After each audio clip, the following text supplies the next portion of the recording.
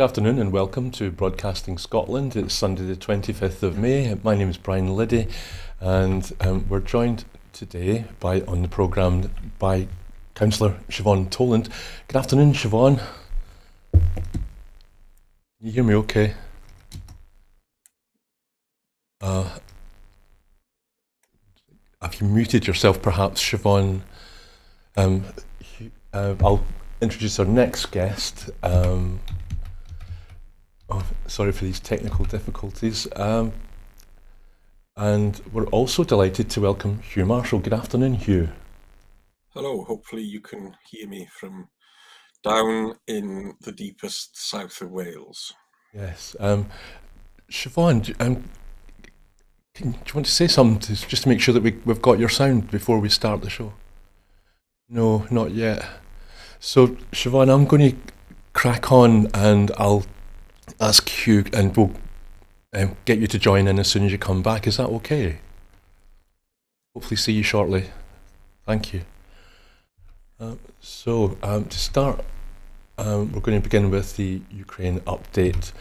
Russian drones attacked the Ukrainian capital Kyiv and its surrounds early on Sunday, injuring at least 11 people, killing another 3 and damaging homes and other buildings, officials said. Officials in the Kyiv region said 3 people, all children, had died. The head of Kyiv city's military administration said more than a dozen enemy drones were flying around the capital early today. The Kyiv mayor, Vitaly Klitschko, said the city was under attack, but air defences are operating and telling citizens to stay in shelters. At least 9 people died, officials said, as the attacks extended to a string of regional centres, including Ukraine's second largest city, Kharkiv, as well as Mykolaiv in the south and Ternopil in the west. A day earlier, Ukraine's Air Force said Russia launched 14 ballistic missiles and 250 attack drones on Kyiv, injuring 15 people in one of the biggest assaults on the Ukrainian capital since the beginning of the war more than 3 years ago. Ukrainian President Volodymyr Zelensky said the attacks indicated Moscow was prolonging the war. Only additional sanctions against key sectors of the Russian economy will force Moscow to agree to a ceasefire. Donald Trump is refusing to impose the sanctions he promised as Russia continues to reject a 30-day ceasefire. UK Foreign Secretary David Lammy spoke of another night of terror for Ukrainian civilians, posting on X. These are not the actions of a country seeking peace, Lammy said of the Russian strike. Katerina Mathernova, the European Union's ambassador to Kyiv, described the attack as horrific. If anyone still doubts Russia wants to continue, read the news. Wants the war to continue, read the news. Forgive me. In addition, 13 civilians were killed on Friday and an overnight into Saturday in Russian attacks on Ukraine's south, east and north, regional authorities said. 3 people died after a Russian ballistic missile targeted port infrastructure in Odessa on the Black Sea. Local Governor Ole Keeper reported. Russia later said the strike targeted a cargo ship carrying military equipment. On Saturday, 307 Russian prisoners of war were exchanged for the same number of Ukrainian soldiers on the second day of an extended prisoner swap, set to be the largest in the 3-year war, according to announcements in Kyiv and Moscow. Tomorrow we expect more, Zelensky posted. The first part of the large-scale swap involved 270 soldiers and civilians from each side on Friday. More swaps are expected on Sunday today to bring the total to 1,000, as agreed in talks between Russia and Ukraine in Istanbul last week. Russian troops advancing slowly on the Eastern Front captured 2 settlements in Donetsk region, as well as one in Ukraine's northern region of Sumy. The Russian Defence Ministry said on Saturday the claim could not be confirmed. Ukraine did not acknowledge any losses. The Russian Defence Ministry has reported that its air defence units had intercepted or destroyed 95 Ukrainian drones over a 4-hour period. On Saturday, the Defence Ministry said its forces shot down more than 100 Ukrainian drones over 6 provinces in western and southern Russia. Ukrainian drone strikes hit a plant in Tula that makes chemicals used in explosives and rocket fuel. Hugh, I wonder if, like me, the thing that stood out most in that rather lengthy update was the hostage exchange. Mm. It's interesting because there was further hostage exchanges this morning as well. It's the biggest that's been for some time. It was interesting. I was listening to a correspondent on the radio this morning from Ukraine, who said obviously Ukrainian soldiers were happy to be coming home, but the Russian soldiers were less so because they were actually being treated better as prisoners of war in the Ukraine than they were by going back to serve in the Russian army. So yeah, no, it's interesting that there's obviously some work going on around the diplomatic front. Obviously, sort of Trump's much vaunted, I'll get it finished in 24 hours, appears to be sort of going nowhere rather quickly. It was interesting. I think Trump was at West Point yesterday in his MAGA hat. I wonder what Americans would have made out if a Democrat would have turned up in a baseball cap at West Point. But when he said that he was going back to sort out peace in Russian Ukraine, the audience laughed, which seems to sort of sum up the situation quite neatly at the moment. Thank you, Hugh. It doesn't look like we've got Siobhan back, so I'll move on to the update in Gaza. At least 53,901 Palestinians have been killed and 122,593 people wounded in Gaza since the 7th of October 2023. With less than 90 trucks a day delivering food and medical aid into Gaza, Palestinians in Gaza are at risk of death from malnutrition unless they're killed by Israeli bombs first. The simple reason why world leaders do not call what is happening genocide is that if they do, under the Genocide Convention, they're legally required to take action to stop it. And I'll just add a little bit to that. The Labour government here in the UK in the last quarter of 2024 exported more weapons to Israel than the Tories did from 2020 to 2023. Just let that sink in. This UK government exported more weapons to Israel in 3 months than the Conservatives did in 3 years. Hugh, what's your take on the situation in Gaza? Oh, there's it's we have this conversation on a weekly basis, and it doesn't seem like anything is happening from a positive perspective. Fair play to I think it was Macron, Starmer, and Carney signed a letter, saying that they needed to sort of stop the killing.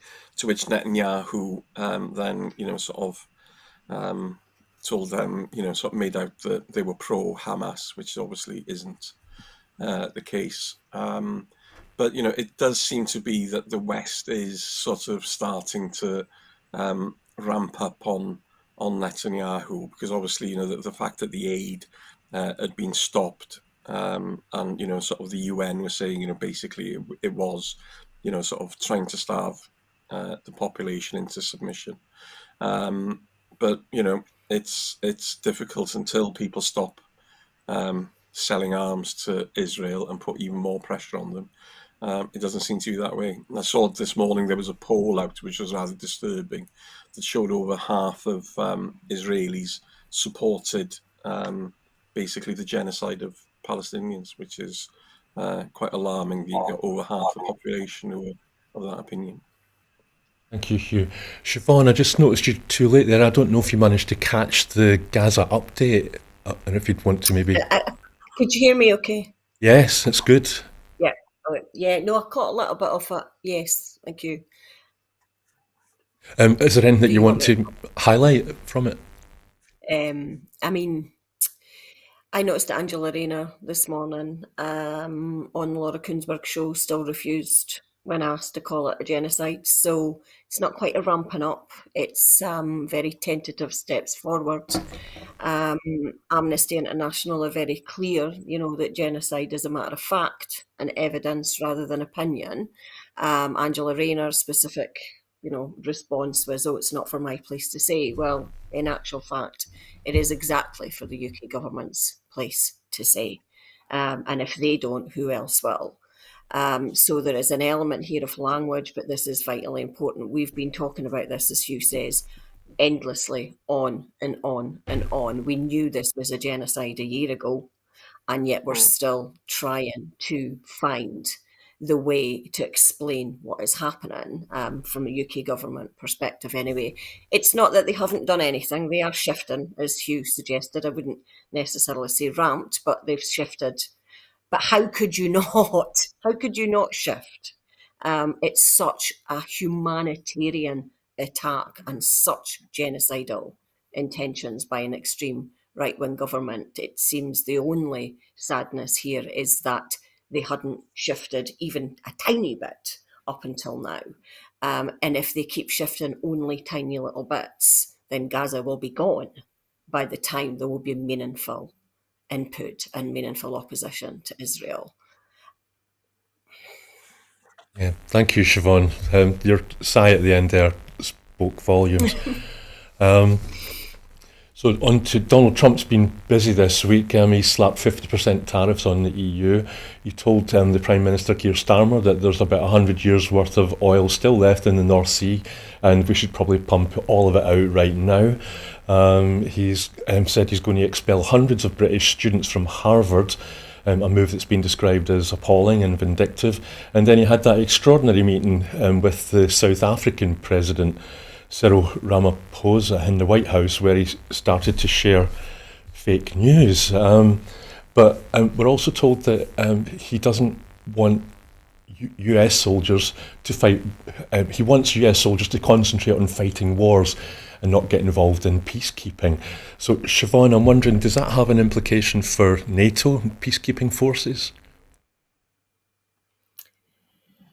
Yeah, I mean, there's all the things that you've spoke about there, and that week in Trump is all connected, isn't it? And it all leads to, unfortunately, a war in, if not action, war in language. I mean, Donald Trump, that speech was just phenomenal in its warmongering, shall we say. And I think his words were, we will annihilate those, who are enemies against us, and we will use the army to do so. It's also interesting to note, and this comes back to kind of the 100 British, the British students that can't come as well. There's that kind of suggestion that they were going to use their power to quell internal enemies as well. So it's enemies inside and out that Donald Trump is pushing.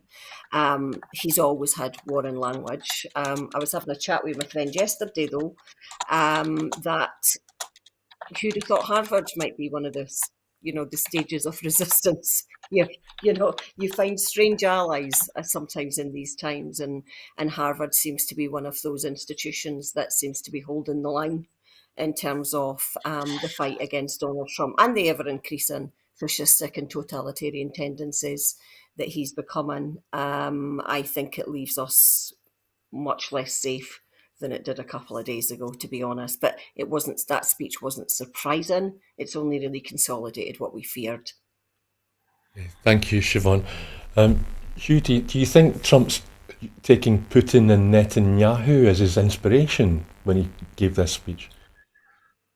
To a certain extent, potentially yes, but I think the reality with Trump is that he just says stuff. It's remarkable. It's only been 4 months since he came into office, and I don't know about you and the people viewing. It's just exhausting. It's just day after day of gaslighting, nonsense, lying, just saying stuff. And there doesn't seem to be, Trump Mark 1, there seem to be people around him who would be able to sort of keep things on track. But this time round, he's got a cabinet of literal idiots who are basically just, fangirling him and applauding him on everything that he's doing. And it's terrifying. And I think, just the economic point of view is quite interesting. I was looking at the state of the economy in the USA.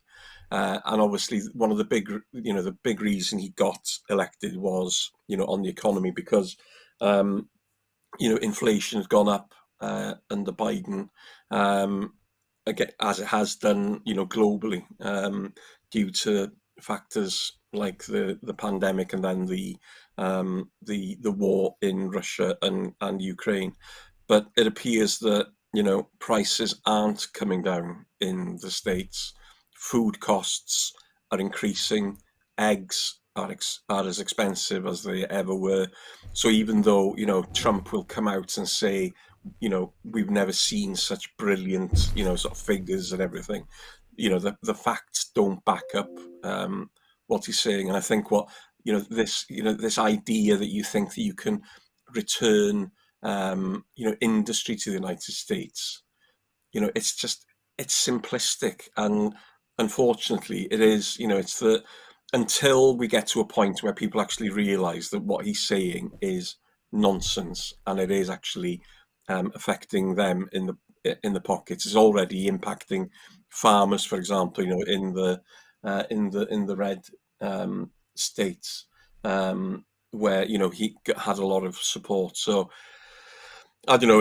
I don't think he's taking inspiration from anyone bar himself. He just says stuff, and there's nobody. There's no sort of there to keep him under control, because him and his family, they're like a crime organization, basically. Thank you, Hugh. So moving on.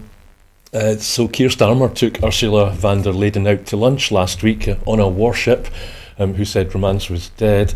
The occasion was the new trade deal that the UK has struck with the EU. One or two things are certain with this deal: that trade between the UK and the EU will be easier, and it will be easier probably to travel to the EU. But no one in the heart of the Labour government seems to want to admit or mention that Brexit is at the heart of this deal. Brexit isn't over yet. I lost count at the number of times I've heard journalists and podcasters tell me that fishing is only a tiny fraction of the UK economy, but seafood is iconic to Scotland. You pay a premium to eat Scottish fish in the very best seafood restaurants all across Europe. So, and that's why fishing is up there with defence when it comes to negotiations with the EU. So my question to you, Siobhan, is has Starmer failed to realise what he lost, and has the EU got a bargain? And if that is the case, where does this leave Scotland? Siobhan. Sorry, did you say the EU got a bargain or the UK got a bargain? I think, has the EU got the best end of the deal? Absolutely. And what does it mean for Scotland? Yes, I think the EU did get the bargain. Of course they did. The EU is a formidable power. The UK were, quite frankly, desperate. And, these are not the kind of trends for good negotiation for both sides. I think that if we move on to the fishing and move on to Scotland, and we'll talk about Scotland and a wee bit further forward as well. But Scotland wasn't even discussed. The issue of consultation with Scotland or Scottish Government, Scottish Parliament wasn't discussed in any level. We were sold down the river. Again, we expected it from the Conservatives. I don't think we quite expected it, especially since Keir Starmer came after the general election and promised to reset relations with Scotland. But that fishing deal with no consultation or no negotiation with us, and it is devolved, that causes huge problems for our integrity and our internal democracy and our agency as a nation as well, of course. And that's kind of part of the ever-increasing problem that the Labour government are now doing in terms of, I think it's disrespect to the devolved nations. The elephant in the room is Brexit, isn't it? It's that there seems to be this kind of Keir Starmer, let's pretend that Brexit never happened and this is a great deal. Well, it's not a bad deal, but it's nowhere near what we had. It's nowhere near access to the internal market. It's nowhere near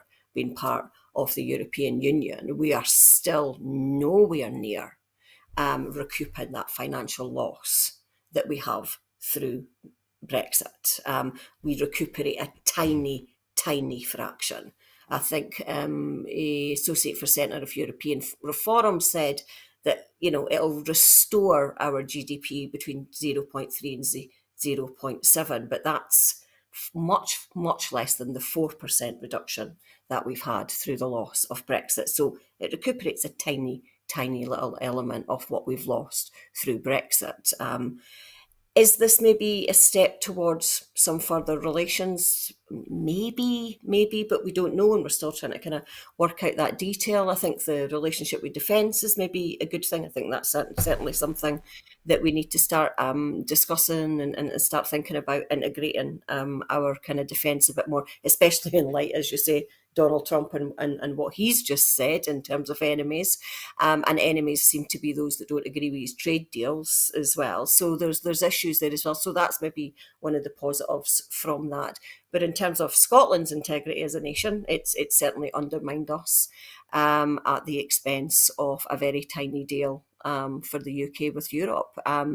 My friend was telling me, I hadn't watched it that day, I caught up the next day, and my friend was saying that Ursula von der Leyen was smiling like a Cheshire cat, like the cat that got the cream. It was very, very obvious from the body language, and you can see that, that yes, the EU did get the better part of this deal, and we were kind of, the UK were looking for a wee bit of scraps at the table. We got it, but at least we can, at least we can kind of go through the, at least we can go through the airport barriers a bit better now. So that seems to be all we've got. Thank you, Siobhan. Just to build on what Siobhan was saying there, Keir Starmer was incredibly smug when he was talking about back at the lectern. It was almost like being back in 2016 with all these late night negotiations and summits and sign-offs and announcements at lecterns. But so they're calling it economic alignment. The UK is now going to agree to stay in economic alignment with the EU. That means that we're going to have to follow EU laws, doesn't it? But didn't Brexit say that we were taking back control and sovereignty, Hugh? Yeah, I think this is where it's just a big misnomer, isn't it? That we, that we're law takers as opposed to law givers, because any trade deal involves an alignment on your the way you do things. So it's not a case of taking their laws. It's just a case of, right, if you want to do this deal, then we need to have these bits of policy aligned with each other in order for them to happen. I think what's interesting, obviously, with this, there is an element of polishing a. I won't use the word, but you know what I mean. But as I say, Brexit is an utter disaster. There are no benefits have come from it. That the economic impact has been sort of substantial, and the economy would, I think it would make a difference of around 3% overnight. If we rejoined. But rejoining isn't going to be that simple, because if you were the EU, would you want to let the UK back into a club when you got the possibility of Farage coming back in a couple of years' time and ripping it up completely? But yeah, the EU are obviously in a far stronger position because they're a much bigger bloc than the UK is. But I think we do welcome things like making it easier to export food products and foodstuffs, because I think from a fishing perspective, we have a small fishing industry in Wales, but we do have a big sort of market in shellfish and mussels in particular that are exported to the continent. So I think the fact that that's going to cut down on paperwork and hopefully make it easier to export products will will make a difference. But I think, in the longer term, we need to, have better alignment. It's just, it's mad that, when we talk about the economy, Rachel Reeves doesn't even mention Brexit as a factor. It's like a bogeyman that they're terrified of. But I'm glad that parties like the SNP and Plaid Cymru are advocating, sort of rejoining and the Liberal Democrats and Greens rejoining the European Union. Thank you, Hugh. So the cost of living crisis, energy prices, and pensioners' winter heating fuel allowance. And on entering number 10, Starmer and Rachel Reeves, or was it Liz Kendall, who I often think gets off lightly, wasted no time in announcing a cut to winter fuel payments for pensioners. Now we hear that ministers in Starmer's cabinet want to ease the incredibly unpopular cuts to pensioners' winter fuel payments. More than 9 million pensioners lost out on payments worth up to £300. At the time, Reeves and Starmer both said that they faced a tough decision. This week, Reeves said that she understands the concerns people have and claimed to be part of a government that listens. But Reeves also said we need to show where the money is going to come from if we're going to make any policy changes. Basically, she's failed to say that she will change course on Labour's winter fuel policy for sure. Hugh, what do you think Starmer and Reeves should do? And what do you think they will do? And is the answer to both those questions going to be the same? It all depends on what Morgan McSweeney wants, it appears to be. The influence of special advisors and focus groups on Starmer and, this Labour government appears terrifying and baffling. We're seeing in Wales, Plaid are at an all-time high now, and Labour are now in sort of third place, with percentage figures that, we haven't seen in sort of over a century. And it's because people out there still want progressive socialist policies. And if you're advocating that, then you're going to win that. So, with Labour, it's almost, they're scared of reform, even though reform voters will never vote Labour. If you go online and look at your sort of typical reform voter, they hate Labour. They literally do. They're either ex-Tories or, even more extreme versions of Tories. To think that people are going from Labour to reform, it's just not happening. People, maybe people left Labour to go to UKIP, and are now reform, but that happened over a decade ago. But yeah, they just it's a government that's so weak with a huge majority. They could do anything, but yet they're timid, and they won't do the basics.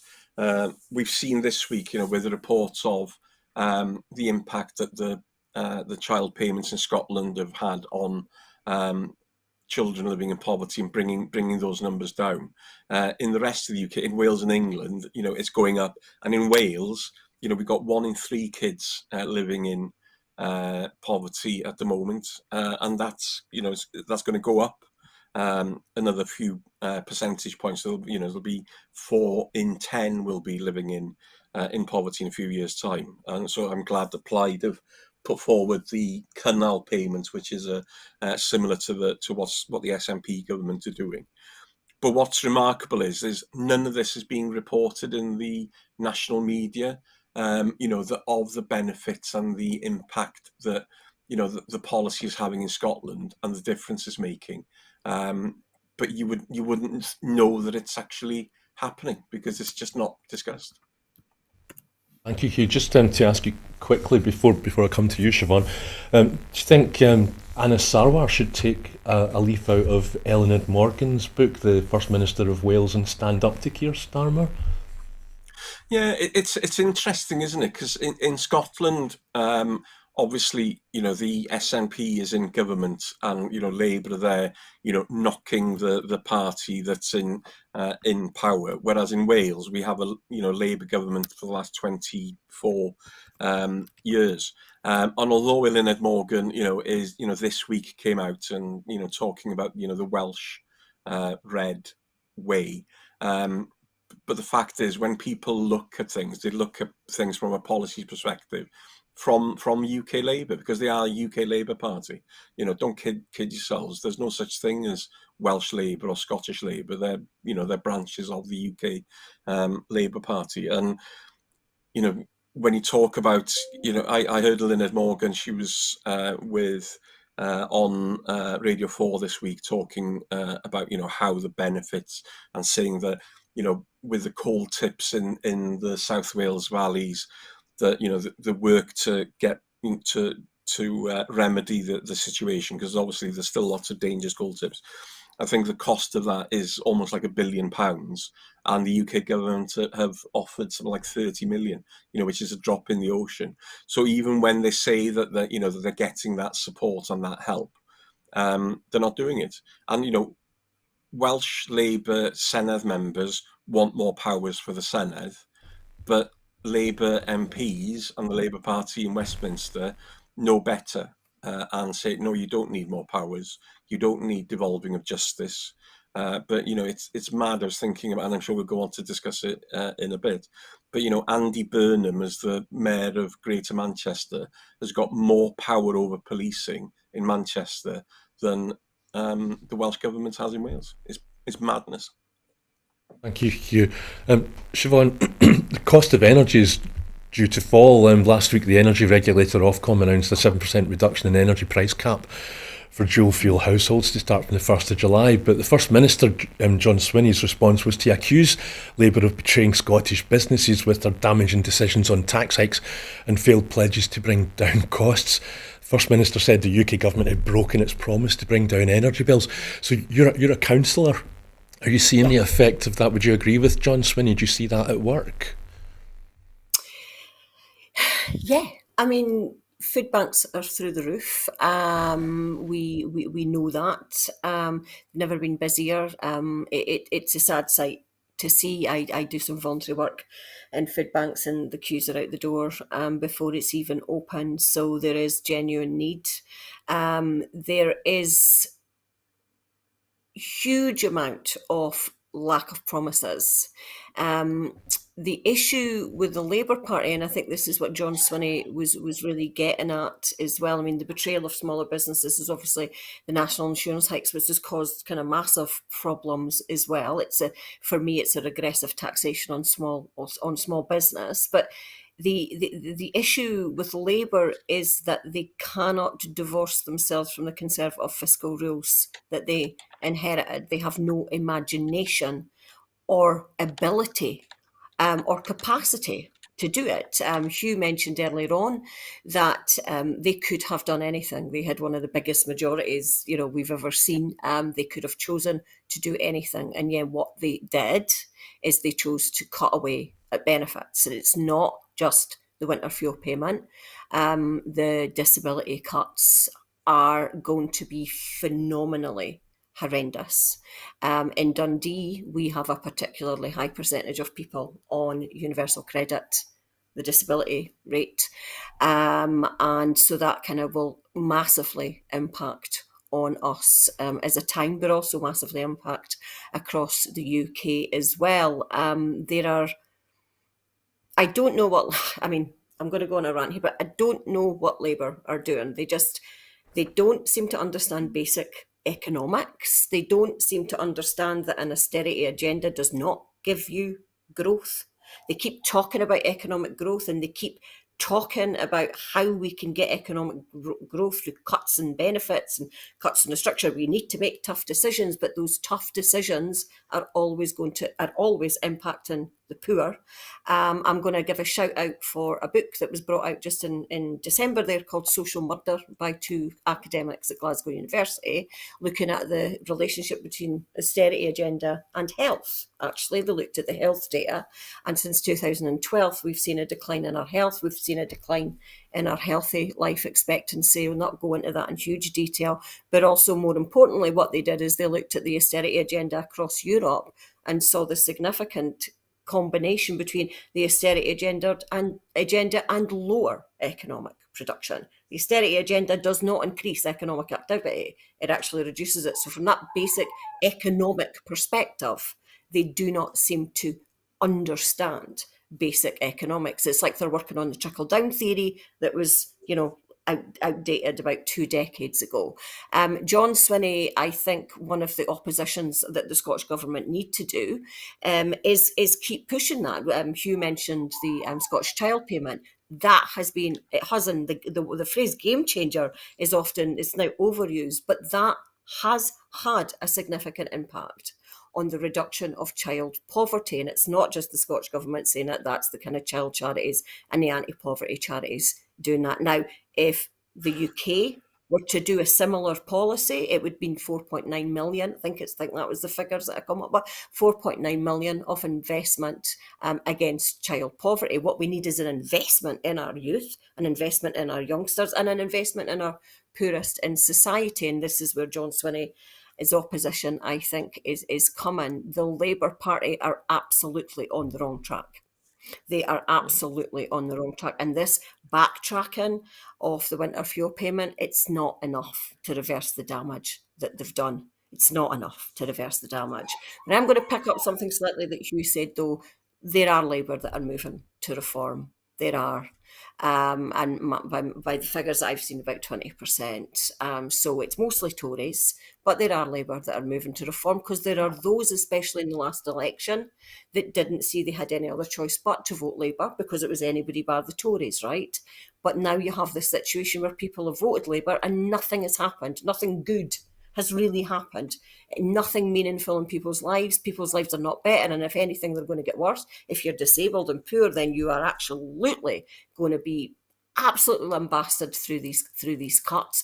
250,000 will be put into poverty with these cuts. 700,000 will be put into further poverty. So there's a real pressure on people. Where do people go if the Labour Party won't help them? And that's the thing. There's nowhere left in a lot of people's thinking. Where else do they go? We've been campaigning. We always campaign. We never stop in Dundee. But on the doors, and I know it's not scientifically valid, but on the doors, what we're getting is that reform is a protest vote. Reform's a protest vote. So it's not necessarily that they're looking for policies. They're just looking for a way to express their discontent.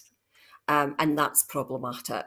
And it's because of the policies that the Labour Party have brought in by absolutely pushing the poor into an even poorer position and our most vulnerable into an even more vulnerable position. The role of the SNP government and the role of us for the next election in Scotland next year is to absolutely fight on an anti-poverty agenda and an anti-reform agenda as well. Thanks, Siobhan. Sounds like you're saying that Labour has lost Scotland, but you'd be pleased to know that I think Gordon Brown actually agrees with you when you said that Labour is on the wrong track. Hugh, Gordon Brown has said that the 2-child cap should be abolished because it will help abolish child poverty, and it discriminates against the third child. And because 70% of children in poverty are in working families was another reason that he gave that it should be abolished. Poverty used to be caused by unemployment, he said. Now it's caused by low pay. So can I ask, where does the Welsh Labour government stand on the 2-child cap? Are they for it or against it? Who knows? As you say, it's not their policy to do that. I know Eluned Morgan has said that she'd like to see that changed along with the winter fuel payments, but it's all very fuzzy.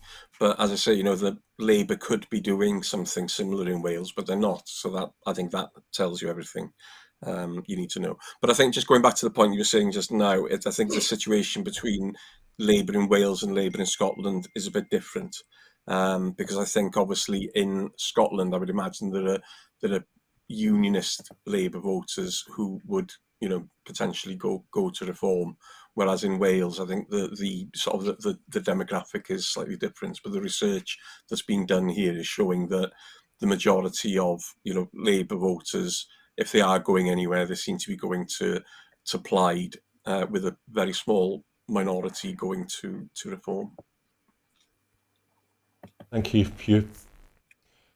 So the Council of Nations met on Friday. The Council of Nations and Regions, forgive me. It's a fairly new organisation. This week was only its second meeting in London. It was set up after a recommendation in a report by, again, Gordon Brown, which called A New Britain, Renewing Our Democracy and Rebuilding Our Economy. Brown's report was published in 2022 and the Council was brought in controversially in 2024.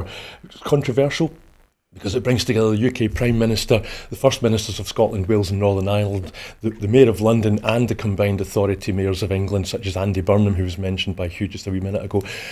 Controversially, it's the leaders, for example, the leader of Glasgow City Council wasn't invited, even though she is head of a major UK metro region. It was also controversial, you might remember, because back in 2024, it saw Sue Gray demoted to the role of envoy of the nations and regions, which didn't end well.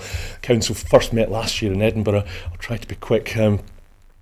John Swinney was criticised when he attended that because it looked like our head of state was being put on par with local authority mayors in England. Scotland was seen as a region, not a nation, by Westminster. And as I said, the second meeting of the council was last week in London. Starmer challenged the devolved leaders to use 3 recent trade deals to drive growth. That's this week. AI was also on the agenda this week. Well, John Swinney would surely want the council to consider making the eradication of child poverty a UK-wide priority. Siobhan, have you had a chance to keep up or find out anything what was going on at the recent Council of the Regions and Nations? I mean, I don't know what the detail was of that last meeting. I couldn't find much information on it, but just thinking about what you said there about what Keir Starmer's priority was there, is like, urging the devolved nations to, use these trade deals for the pursuit of economic growth, and then John Swinney's kind of alternative suggestion, perhaps, or alternative policy is the eradication of child poverty. And I think right there and then you've got 2 opposing ideologies that sit in 2 different nations. That drive for economic growth is what is wrong with the Labour Party, because you don't just drive economic growth in a vacuum. You don't just drive it at the cost of everything else. And that's the problem, isn't it? Economic growth, economic growth, economic growth. Well, economic growth at what cost? And what we're finding is the cost of the Labour Party's economic growth is an increase in poverty. We know that. We've been told that by disability charities. We've been told that by the Joseph Rowntree Foundation. The cost of their economic growth policy will be to increase child poverty. So you've got 2 diametrically opposed policies there that sit there. My concern with the Labour Party and the Labour government is that they are forcing Scotland, and I'm speaking for Scotland, not necessarily Wales here, but they're forcing Scottish policies to be shifted ever rightwards. So if you look at the debate on universalism, for instance, we're being pushed into areas where we can't afford certain policies. Universal, the winter fuel payment is a very, very good example of that. The reduction of PIP is another good example. It doesn't affect Scotland per se because adult disability payment is devolved, but we will lose something in the region of £800,000 because of those changes in the Barnett formula. So we are by default having to make those cuts that have been imposed via a different route. 2 very different ideologies. And I think that this is where the fight against reform come in. I was at a rally yesterday, an anti-fascist rally, because we heard that some fascists were gathering in Dundee City Square. So we went along and, kept it positive, song, danced, trying to kind of welcome refugees, welcome people of all creeds and colours. But we went there, but this reform is a problem. And the issue, the strategy, the only strategy I think we have at this stage is to invest in communities, invest in those who are poor, invest in housing. Progressive taxation would probably, or more progressive taxation would something that might work, and engage, because we need something that allows people hope and gives people hope. This focus and obsession on economic growth at all cost, is not going to cut it. It will just make matters 100 times worse. In terms of the organisation itself, I have huge issues with it. You've mentioned that, haven't you? It's that kind of, we are relegated to a region. We have just as big a voice as we have, as kind of the Mayor of Manchester does. There is no autonomy there. There is no equity there, when they rule out our regions and our councils as well. But in the very same week where we were undermined with the EU law, or the EU deal rather, we have a meeting saying, let's all work together, guys. Well, you can't work together if you're not at the table and you're ignored in the big actual decisions. There's also the other element, of course, the Internal Market Act. That's something that the Labour Party is under review, which has massively reduced our autonomy in Wales and in Scotland. But they're reviewing it, but they haven't ruled out scrapping it. So there's a lot of issues there that we can, on the surface, say, yeah, let's have a nice wee discussion, and let's make sure that we have this kind of, this like nice organisation to discuss kind of equity in regions and discussions and devolved governments. But actually, the reality is that devolved governments are being undermined. They're being undermined, I think, quite significantly as well. So you can't have one and then pretend that the other undermining's not happening. It just becomes lip service to something that's not necessarily meaningful. I don't criticise John Swinney for going, however. I think that you've always got to kind of use those opportunities. But it's, if we want anything out of it, I think we're maybe kind of wrong in that assessment. Thank you, Siobhan. I agree. When I was looking into this, I couldn't really find very much about what had been going on with this council. I find it raises as many questions as answers. It's like Starmer, as you said, Siobhan, Starmer said that he wants the 4 nations, to work as one. But isn't the whole point of devolution to be able to do things differently? And then where does the Seoul Convention fit in here? And who gets to decide what's on the agenda of this council? Is it just going to be Keir Starmer or whoever happens to be Prime Minister? What about the other people that have been invited to attend? And of course, this council's not to be confused with the Intergovernmental Relations Council, the IGR, which was set up in 2022. And that's where the Prime Minister just meets up with the 3 devolved nations First Ministers, and that's minus the mayors. What's its relationship to that? And are they just like doubling up or crossing over or overlapping? Hugh Starmer is also on record to saying that he wanted to repair the relationship between Westminster and the devolved nations when he became Prime Minister, after previous Tory administrations had demolished that relationship. And yet I've lost count about the number of times I've asked people on the show recently, is Scotland an afterthought in Starmer's government in Westminster? I'm sure the same could be said about Wales as well. So are there double standards at foot here? When Starmer gets into power, he says he wants to repair the relationship with the devolved nations, and then he sets up this council which just seems to patronise or condescend to the nations. Yeah, most definitely. Labour campaigned in Wales at the general election on having, a Labour government at one end of the M4 in London and the other one in Cardiff, even though the M4 goes on further west to Carmarthen, Caerfyrddin. Yeah, and then we saw they've been in power for a year, and now you've got Eluned Morgan, who's, the other senior Labour politician in the UK after Starmer, criticising Starmer and saying, they want more, and that the Labour Party don't appear to be listening to them. I don't know what the situation is like in Scotland, but the difference between Labour Senedd members and Labour MPs, they're like chalk and cheese. You've got people like Stephen Kinnock,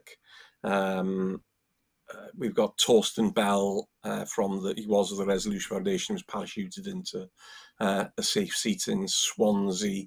So you've got a lot of Welsh MPs who were very pro UK Labour.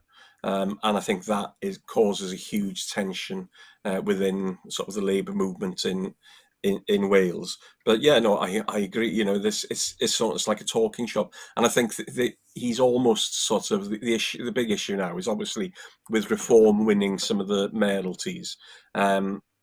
Is that it's opened a can of worms. So now, you're going to have, in theory, the mayor of Rotherham or whatever, who's Reform, having the same voice as Swinney from the SNP and the Scottish government, and Eluned Morgan from Labour and the Welsh government.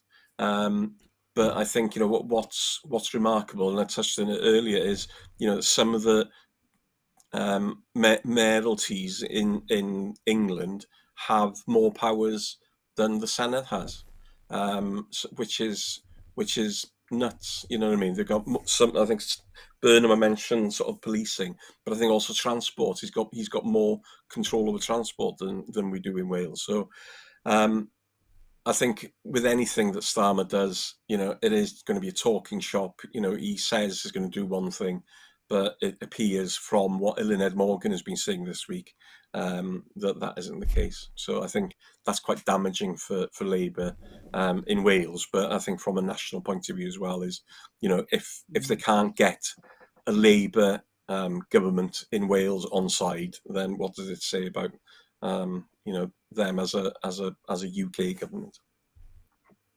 Thank you, Hugh.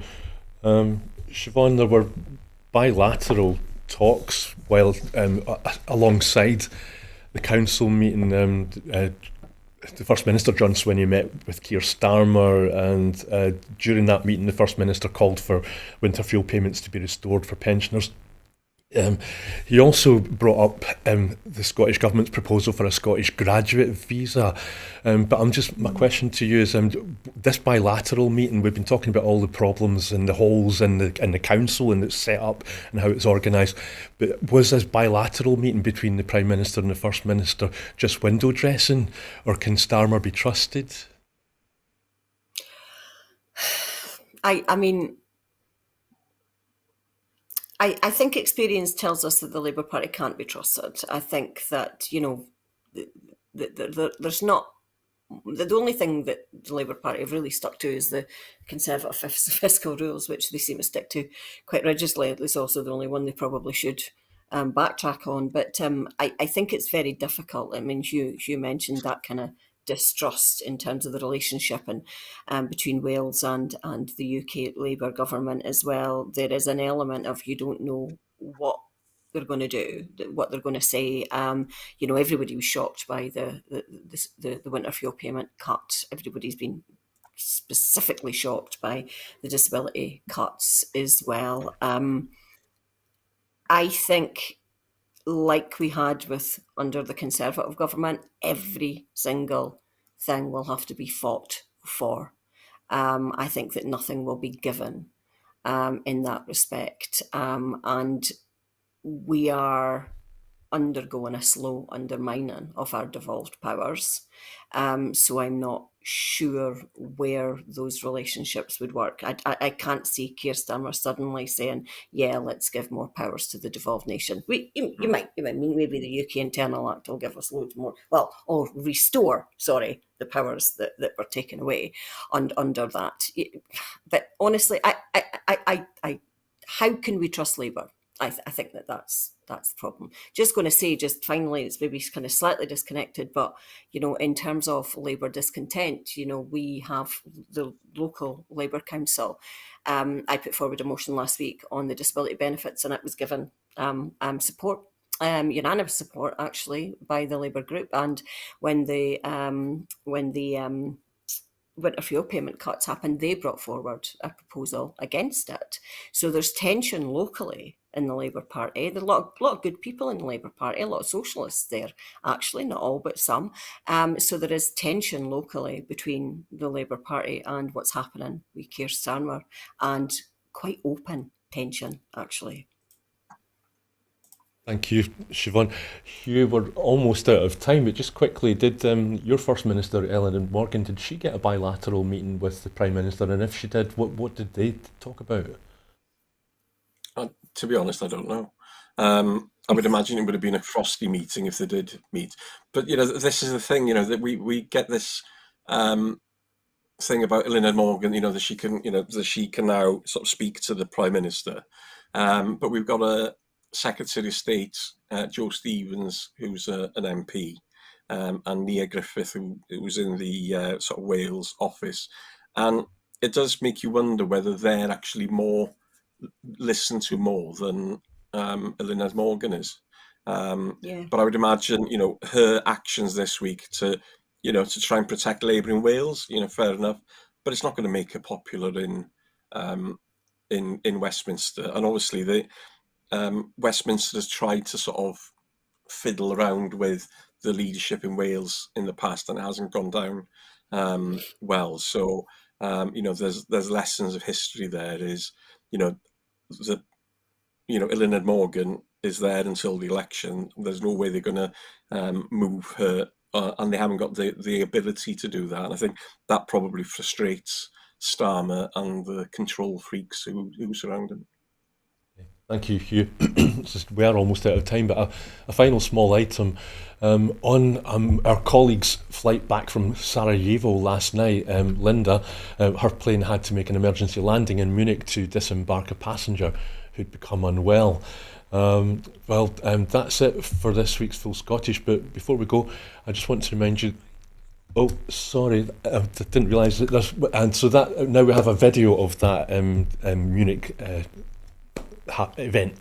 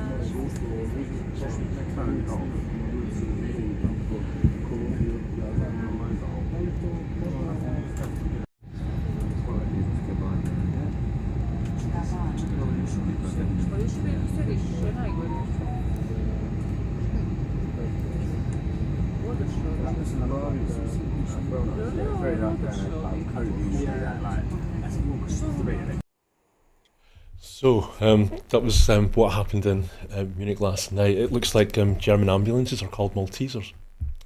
That is it now for this week's Full Scottish. Before we go, I just want to remind you that here at Broadcasting Scotland, we do depend on the generosity of you, our supporters. To everyone who has donated and to everyone who has signed up to make a regular monthly payment, we thank you very much. We were £16,000 short of our funding requirements in 2024, which has left us short of the money we need to pay our bills. We face costs of about £4,000 every month, and we gratefully receive donations of about £2,500. We have raised over £10,000 this year so far, but that's £7,000 less than we need to be on target to pay our bills. And we urgently need to raise that much, £7,000 as possible immediately. Our programmes, will always be free to view, but if you can afford £5 a month, please do consider becoming a Broadcasting Scotland supporter, or please just donate whatever you can afford. Thank you. Thank you again to our guests, to Hugh in Wales and to Siobhan in Scotland, and thank you to you at home for watching. Goodbye.